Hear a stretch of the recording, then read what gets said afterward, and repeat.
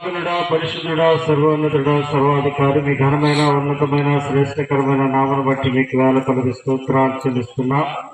ప్రభా, ఇప్పటి వరకు చక్కటి పాటలతో మీ నామను ఘనపరుచుకున్నందుకై మీకు వేల కొలది స్తోత్రాలు చెల్లిస్తున్నా.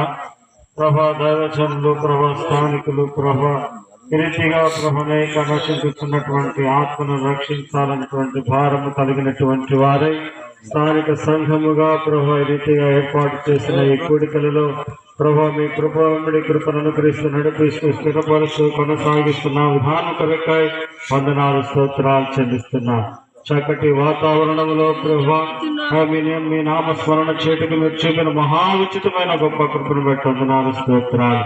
దైవజనులు ప్రభా వాక్యము అందించలేండుగా ప్రభా అయా దైవజనుల ద్వారా ప్రభా మాకు ప్రభు ఇక్కడ చేరిన ప్రతి బిడ్డలకు అయా ప్రభు గ్రామములకు ప్రభు శబ్దాంతరము ద్వారా ఎంతమంది అయితే వింటున్నారు వారందరికీ ప్రభా మీ గగన సింహాసము నుండి వెళ్ళలేనటువంటి స్వరముతో ప్రభా అయా మీరే నీ బిడ్డను ప్రభా నిలబెట్టుకుని బోధించమని ప్రార్థన చేస్తున్నా.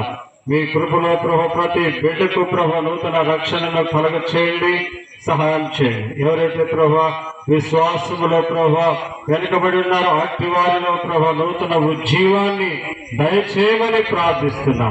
ఈ కోడికల ద్వారా ప్రభు మీ ఆశ్చర్యమైన అద్భుతమైన గంభీరమైన కార్యం జరిగించి మీరే సకల ఘనత మహిమ పొందుకుని సహాయము చేయమని మీ మాటల ద్వారా మా జీవితంలో గొప్ప ఆదరణ, నెమ్మది, రక్షణ, మోక్షము చేర్చబట్టడానికి సిద్ధపరిచి సహాయము చేయమని యేసయ్య నామమున ప్రార్థించి స్తుతించి అడిగి వేడుచున్నాము తండ్రి. ఎంతవరకు తన కన్నిత్వాన్ని కాపాడుతూ ఉన్నారు.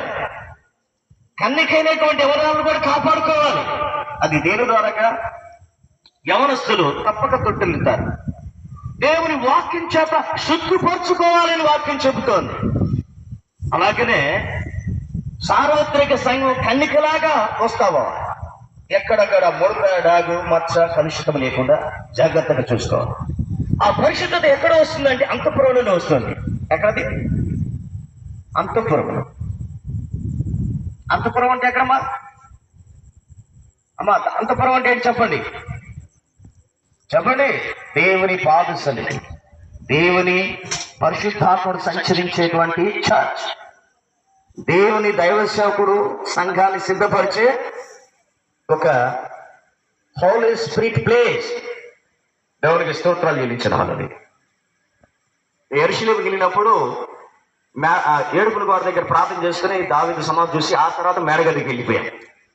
అక్కడ ప్రభువారు చెప్పినట్లుగా ప్రభువారు అపోస్తుల మీద పరిశుద్ధాత్ముడు పంపించినట్లుగా మేము కూడా ఆ విధంగా ఫీల్ అయ్యి ప్రార్థన చేశాం. దేవునికి స్తోత్రాలు చెల్లించాలి. అందుకనే దేవుడు అంత దూరం ఎందుకు తీసుకొస్తాడంటే అనేక ప్రాంతాలను సాధనగా వాడుకు